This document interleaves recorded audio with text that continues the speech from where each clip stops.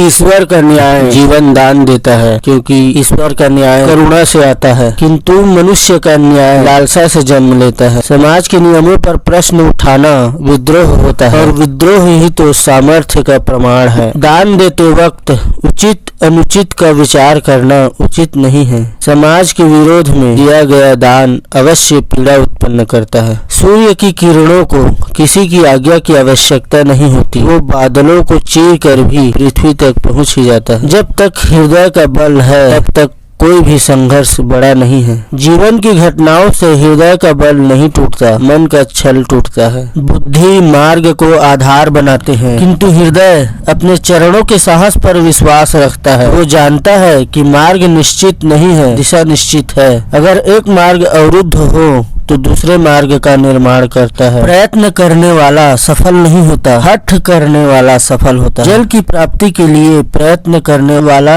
नदी और झरने ढूंढता है, और जल के लिए जो हठ करता है वो कुआं खोदता है। जो ब्रह्मचारी हो उसके हृदय की भावनाओं पर संदेह नहीं कर सकते। जिसे सत्य असत्य, सार असार, उचित अनुचित का विस्मरण हो जाए, मतलब वो भूल जाए, उसे कहते हैं उन्माद। जो कठिनाई नहीं जानता वही कठिनाई से पार हो सकता है। जो ऊपर है उनका हाथ कभी पकड़ते नहीं, और जो नीचे हैं उनका हाथ कभी छोड़ते नहीं। वृक्ष को फल आता है तो उसे पत्थर से मारा जाता है। मोर के पंख निकलते हैं तो उसका आखेट किया जाता है। निर्बल और असहाय को उच्च कोटि पाने का अधिकार नहीं है। बल की भी मर्यादा होती है, बल से किसी की संकल्प को विचलित नहीं किया जा सकता। मनुष्य की शक्ति देखो, पर्वत का अंतर काट कर आवाज बना लेता है। विपदाओं को चीर कर जो मार्ग बना लेता है वही शक्तिमान है। विपदा सुख और सामर्थ्य प्राप्त करने का अवसर है। जो विपदा से पराजित हो जाता है उसे जीवन में सुख का अनुभव नहीं होता, किंतु जो विपत्ति को अवसर बना लेता है सुख उसी को मिलता है। वरदान की प्राप्ति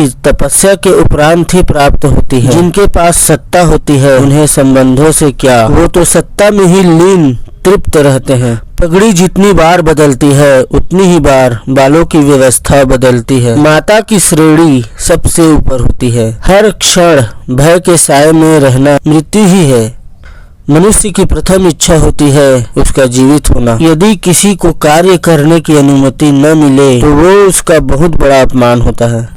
अपने अनुभव से भी विद्या प्राप्त कर सकते हैं। विद्या के लिए विद्यालय जाना पड़ता है, किंतु यदि विद्यालय न जा सको तो अपने अनुभव से भी विद्या प्राप्त कर सकते हैं। बालक को न तो गुरुकुल का ज्ञान होता है न अनुभव का, इसलिए बालक अज्ञानी नहीं अबोध होता है। अज्ञानी वह है जो सीख कर भी कुछ नहीं सीखता, न अपने गुरु से न अपने अनुभव से, और अबोध वह है जिसने अभी सीखना आरंभ ही नहीं किया। ज्ञानी का कर्तव्य है अबोध को ज्ञान दे। अबोध तो प्रश्नों से ही पराजित हो सकता है।